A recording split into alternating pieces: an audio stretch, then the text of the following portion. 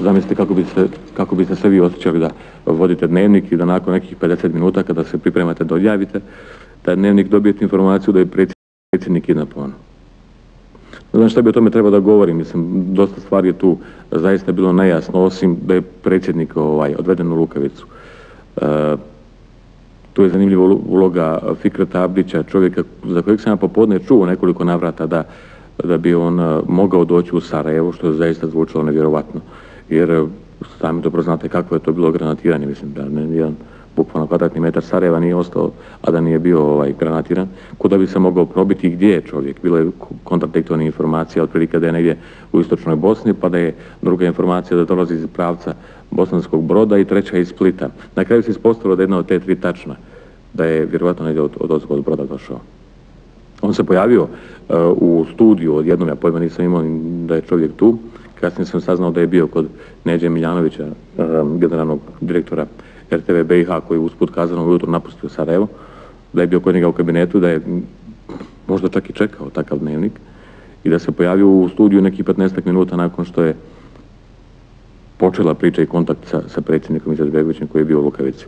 On je sve vrijeme šutio u studiju, nije ništa govorio, bio je tu još Jerko Doko, tadašnji ministar obrane, i prevodilac Vesna Crnogorčević.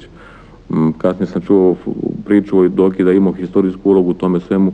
Meni je zaista potpuno nezainteresirano izgledao čovjek, tako se i ponašao, čak i napuštao studio, vraćao se, odlazio, dolazio. Nakon doba je definitivno napustio.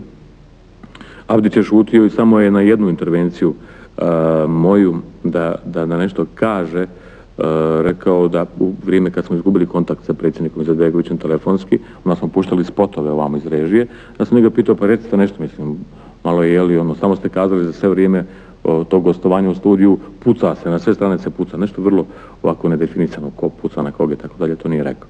Onda je on rekao, šta bi ja tu nešto rekao, ne znam, pojma ne šta bi mogao da kažem. Kad je ovo na neki način sve dogovoreno, kad je neki scenarij. Meni je to kao novinar bilo dovoljno da ja njega uključim u program, da kažem, pa recite to, mislim, ne interesira otkud njemu takva informacija. On je rekao da to neće reći u programu uživo. Onda sam ja rekao, onda znajući šta će on odgovoriti, ali morao sam neću do kraja, rekao sam mu, ja ću reći šta ste vi rekli. Onda on rekao, ti reći što sam ja rekao, ja neću reći da sam to rekao, znači reći ću da to nije tačno. Onda sam ga ja, ne sjećam se kako, ali mislim da je bilo prilično grubo. Rekao sam da napusti studio. Mislim da je to taj jedan potez, ne mora se tumačiti nekom mojom ličnom hrabrošću, mislim da je to bila jedna posljedica jedne sveopće atmosfere koja u tom momentu vladala i da tako na tom početku nismo jednostavno imali ni potrebe ni živaca za nekom mirnoću, onda bismo njega molili da nam nešto kaže. To je najduži dnevnik u historiji televizije Bosne i Hercegovine, vjerovatno u svjetskim televizijama koji imaju takvu šemu kao mi, dakle nekakvih centralnih informativnih emisija, sigurno najduži, počeo u 7:30, završio oko 5 ujutru.